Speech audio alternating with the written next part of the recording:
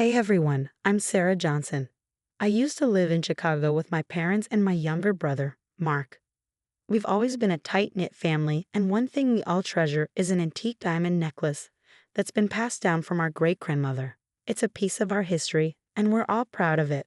But lately things have been off with Mark. Ever since he started dating Vanessa, he's been going overboard trying to impress her. Fancy dinners, designer clothes, you name it. It's like everything else in his life has taken a backseat. One night, I was relaxing in the living room when Mark walked in, dressed to the nines. Heading out again, I asked. Yeah, taking Vanessa to that new sushi place downtown, he replied. I raised an eyebrow. Did he just buy new sneakers yesterday? He shrugged. So what? I work hard. I deserve to treat myself, and Vanessa. I muttered under my breath, but he ignored me and left. Feeling uneasy, I called my best friend, Emily. I'm worried about Mark, I told her. He's spending money like there's no tomorrow. Maybe it's just a phase, Emily suggested, though I wasn't so sure. Something felt off. Later that night, Dad called the family into the living room. His face was pale, and Mom's eyes were red from crying. I got some news, Dad began, his voice shaky. The doctor found something. I need treatment, and it's going to be expensive.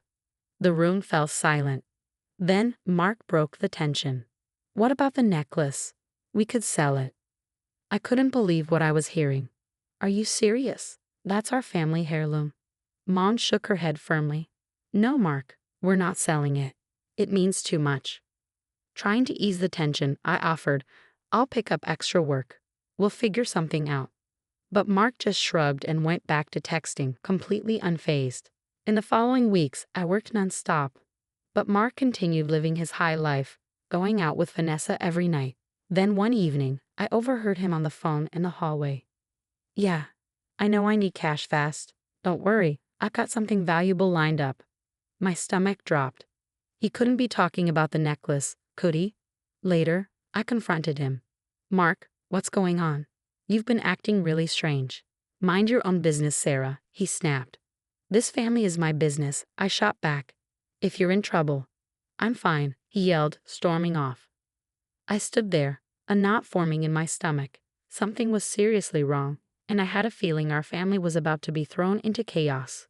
Little did I know how right I was. After that, I couldn't shake the suspicion that Mark was up to something. His talk of needing money, the vague references to something valuable. It didn't take much to connect the dots. So I decided to take matters into my own hands. I bought a small hidden camera and placed it in the living room, right near where we kept the necklace. Maybe it was overkill, but I was desperate. A few nights later, while I was working late, my phone buzzed with an alert. The camera had caught movement. I opened the app, and my heart nearly stopped. There was Mark in the middle of the night, taking pictures of the necklace and measuring it with a ruler. I couldn't sleep after that. The next morning, I rushed to check the necklace, and my worst fear was confirmed. It was gone. I replayed the footage, and there it was. Mark, pocketing the necklace at 2 a.m. I confronted him in the kitchen. Where's the necklace, Mark? He looked at me like I was crazy. What are you talking about? Don't play dumb. I saw you take it last night. His face flushed with anger. You've been spying on me? What's wrong with you? What's wrong with me? You stole our family heirloom. I fired back. Mom walked in, looking confused. What's going on?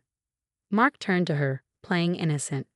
Sarah's lost it, Mom. She's accusing me of stealing the necklace. Because you did. I have proof. I shouted.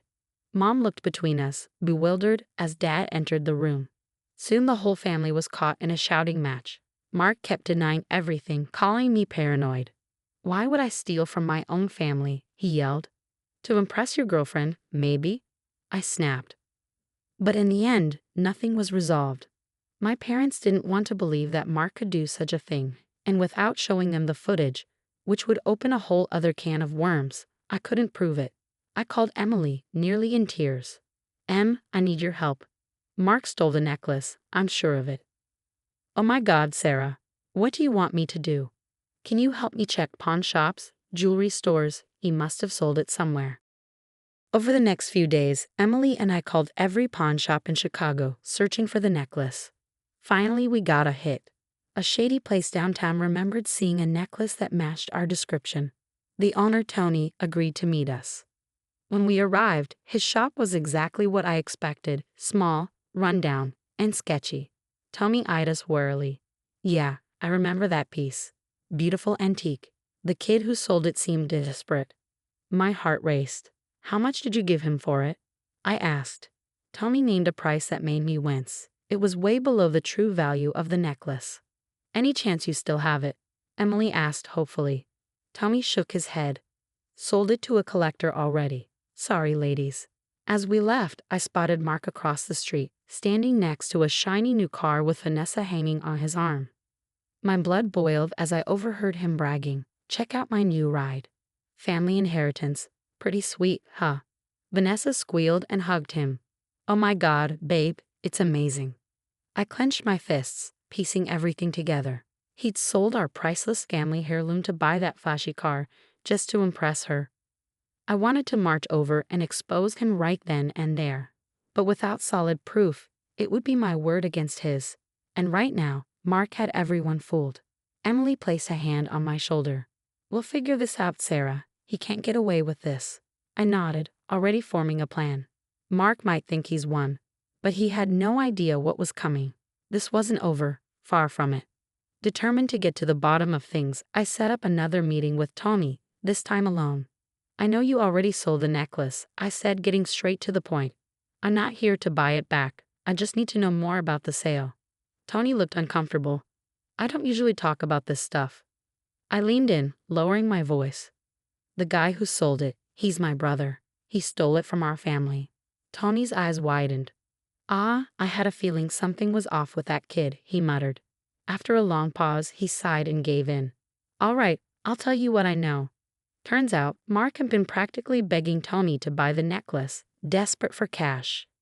Kept saying he needed the money fast, like his life depended on it, Tony said, shaking his head. Then, to my surprise, he pulled out some paperwork. Here's the sale record. I shouldn't be doing this, but family's important, you know? I thanked him, my mind racing. This was a huge break, but I needed more. So I did something I never thought I'd do. I hired a private investigator. A week later, the PI called me. Miss Johnson, you might want to sit down for this. What he told me made my blood run cold. Mark hadn't just stolen the necklace. He'd been embezzling from his workplace and opening credit cards in our parents' names, maxing them out. It was a web of lies and theft, and I was reeling. How could my own brother do this? That night, I overheard Mark and Vanessa arguing in the driveway. But babe, I thought we were going to Cancun next month, Vanessa whined. I just need a little more time to get the money together, Mark stammered. You always say that. What about that inheritance? Can't you just sell something else? She snapped. I clenched my fists, listening to Mark struggle to keep up his facade. I'm working on it, okay? Just give me some time, he pleaded. After Vanessa stormed off, I saw Mark pull out his phone and start Googling. How to sell house without owners knowing. My heart sank. He wouldn't, would he? I knew I had to act fast. Using a burner phone, I called his workplace. Hello, I have information about employee theft you might want to look into, I said, keeping my voice steady. Next, I contacted the credit card companies, anonymously reporting the fraudulent accounts. With every call, I felt a mix of relief and dread.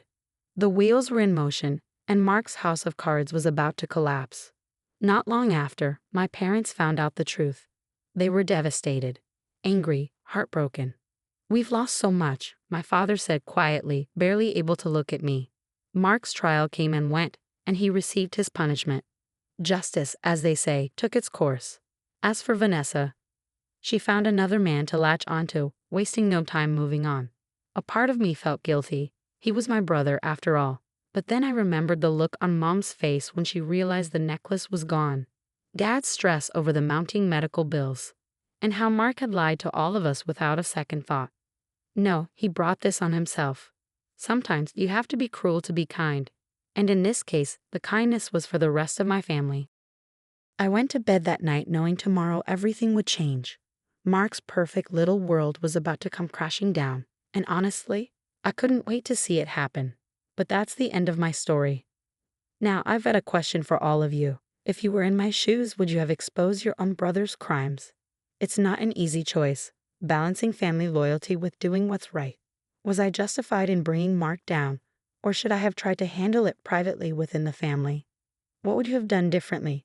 Do you think there's ever a point where someone's actions become unforgivable, even if they're family? Does Mark deserve a second chance, or was this level of betrayal too much to overcome? How would you have confronted him if you were me? And what about the law? Was it okay for me to break it by using a hidden camera to uncover a greater wrong? What do you think drove Mark to betray his family like this? Was it just greed, or something deeper? If you were in my parents' shoes, could you ever trust Mark again? Were there warning signs I missed, things that could have prevented this from spiraling out of control? Was selling the family heirloom the ultimate betrayal, or was it the fraud against our parents that crossed the line? How do you think this experience will affect our family in the long run? I'd love to hear your thoughts. Share them in the comments below. Thanks for following along with my story, and if you enjoyed it, stay tuned for more.